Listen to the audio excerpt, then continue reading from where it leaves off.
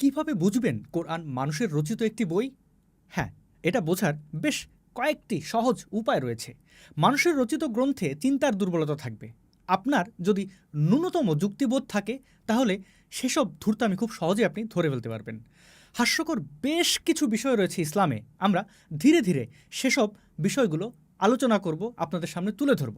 আজকের এই ছোট্ট পর্বটি খুব মজার হতে চলেছে। শেষ পর্যন্ত দেখবেন, সেই প্রত্যাশা রাখছি। ফেরেশতা ইসলামের মৌলিক একটি বিশ্বাস। তবে চলুন প্রথমেই আমরা ফেরেশতার একটা ছবি দেখে নেই। দেখতে পাচ্ছেন, এই হচ্ছে ফেরেশতা। মানে কোরআন হাদিস অনুযায়ী ফেরেশতা এভাবেই হবে। এটারই একটা কাঠামো তৈরি করা হয়েছে কোরআন এবং হাদিসে। আমরা ইসলামের যে ফেরেশতার ধারণা রয়েছে সেটাকে আমরা মোটামুটি এভাবেই দেখতে পাই বা কল্পনা করতে পারি। আপনারা হাসি চেপে রেখে মনোযোগ দিয়ে দেখতে থাকুন এবং শুনতে থাকুন। সব জানতা আল্লাহ পাকের কাছে নাকি বার্তা নিয়ে চুপিচাপি এই ফেরেশতা পৃথিবীতে নবী রাসূলগণদের নিকট পৌঁছে দিতেন। এবং তার নাম কি?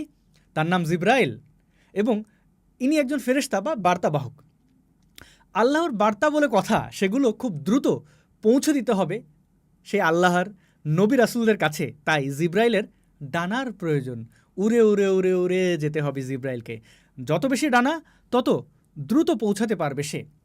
কিন্তু পৃথিবীর সমুদ্রপৃষ্ঠ থেকে মোটামুটি 100 কিলোমিটার ওপরে মহাশূন্যের শুরু কারমান লাইন থেকে, এটি বিজ্ঞান ধরে নেয়। তো সাধারণ চলাচলের জন্য ব্যবহৃত বিমানগুলো কিন্তু কারমান লাইনের অনেক অনেক নিচ দিয়ে চলাচল করে। কারণ বিমান চালানোর জন্য সব সময় অবশ্যই বায়ুর প্রয়োজন, অর্থাৎ বিমান বায়ুর উপরে নির্ভরশীল থাকে। তাই পৃথিবী থেকে বাইরে অর্থাৎ মহাশূন্য স্থানে যেতে প্রয়োজন হয় আমাদের রকেটের। অর্থাৎ রকেট ছাড়া আমরা সাধারণ চলাচলের যে বিমান রয়েছে সেটা দিয়ে আমরা এই কারমান অঞ্চল অতিক্রম করে ওপরে যেতে পারি না। অপরদিকে পাখির কথা ভাবুন, তারা বায়ুর ওপর ভর দিয়ে ভেসে থাকে, চলাফেরা করে। বায়ুশূন্য স্থানে কিন্তু পাখি উড়তে পারে না, এটি সম্পূর্ণ অসম্ভব। একইভাবে বিমান, হেলিকপ্টার, এগুলো চালানোর জন্য অবশ্যই বায়ুর প্রয়োজন। বায়ুহীন জায়গায় এগুলো চালানো সম্পূর্ণ অসম্ভব। এই বৈজ্ঞানিক বিষয়গুলো কিন্তু ১৫০০ বছর আগে মোহাম্মদ নামের সেই বাটপারের কোনোভাবেই জানার কথা নয়। তিনি নিশ্চয়ই ভেবেছিলেন যে পৃথিবী থেকে ঊর্ধ্বে আল্লাহ পাকের সিংহাসন পর্যন্ত পর্যাপ্ত পরিমাণে বায়ু রয়েছে। তাই অনেকগুলো ডানা নিয়ে জিব্রাইল নামক ফেরেশতা দ্রুত সংবাদ বহন করতে পারবেন। আরেকটি ছবি দেখাচ্ছি আপনাদেরকে। দেখতে পাচ্ছেন, এখানে আল্লাহ ফেরেশতাদের সাথে খেলাধুলা করছেন। এই ছবিগুলো অঙ্কন করা হলেও এগুলো ইসলামিক সোর্স থেকে এইভাবেই আপনারা বিবরণ পাবেন। যাই হোক, কোরআনে ফেরেশতাদের ডানা সম্পর্কে কী বলা হয়েছে, চলুন আমরা সেটি দেখে নিই। সূরা ফাতিরের প্রথম আয়াতে বলা হচ্ছে, সমস্ত প্রশংসা আল্লাহর, যিনি আসমান ও জমিনের স্রষ্টা এবং ফেরেশতাগণকে করেছেন বার্তাবাহক। তারা ২ ২, ৩ ৩ ও ৪ ৪ পাখা বিশিষ্ট। তিনি সৃষ্টির মধ্যে যা ইচ্ছা যোগ করেন। নিশ্চয়ই আল্লাহ সর্ববিষয়ে সক্ষম। এই আয়াতে বিনোদনের কিন্তু কোনো অভাব নেই। প্রথমে সমস্ত প্রশংসা আল্লাহর, এই কথাটি বারবার স্মরণ করিয়ে দিতে হয়। মুহাম্মদের কল্পিত আল্লাহ বলেছেন তিনি সৃষ্টির মধ্যে যা ইচ্ছা যোগ করেন। এবং এটা থেকে আমরা স্পষ্টভাবে বুঝতে পারি যে আল্লাহ পাকের ইচ্ছা, মানে আল্লাহ পাক ইচ্ছা করলেই আরও ডানা সংযোজন করে দিতে পারেন, যাতে তার চালা অর্থাৎ এই ফেরেশতা আরও দ্রুত তার আদেশ বাস্তবায়ন করতে পারেন। নিশ্চয়ই তিনি মহাজ্ঞানী। আবার আল্লাহ পাক পরাক্রমশালী। এটি হওয়া সত্ত্বেও কেন তার ফেরেশতার প্রয়োজন হয়, সেটা নিয়ে কিন্তু দার্শনিক আরজ আলী মাতুব্বর প্রশ্ন তুলেছিলেন। মোহাম্মদ তার আল্লাহকে কল্পনা করেছেন মহারাজা হিসাবে।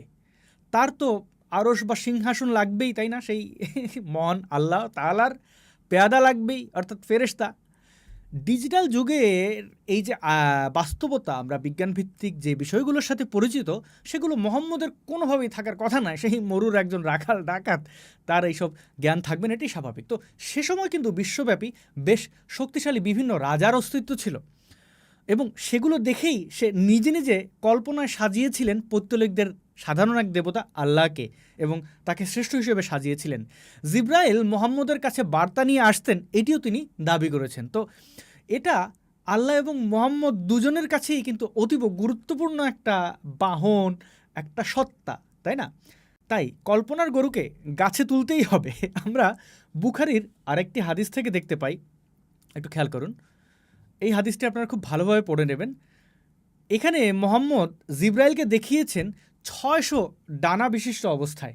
সহিহ বুখারীর এই হাদিসটি আপনারা ভালোভাবে পড়েও নিতে পারেন। প্রিয় বন্ধুগণ, আপনারা পেয়ে গেলেন তো ৬০০ ডানাওয়ালা জিব্রাইলকে। এগুলো দিয়ে নিশ্চয়ই জিব্রাইল আরশ থেকে পৃথিবীতে দাপড়ে বেড়াতেন, ওই নাজিল করে যেতেন। ইসলাম মানেই ভরপুর বিনোদন। আরও নতুন নতুন বিনোদন নিয়ে খুব শীঘ্রই আপনাদের সামনে আসছি। অসংখ্য ধন্যবাদ ভিডিওটি শেষ পর্যন্ত দেখার জন্য। শেয়ার করবেন সেই অনুরোধ রইল। বিদায়।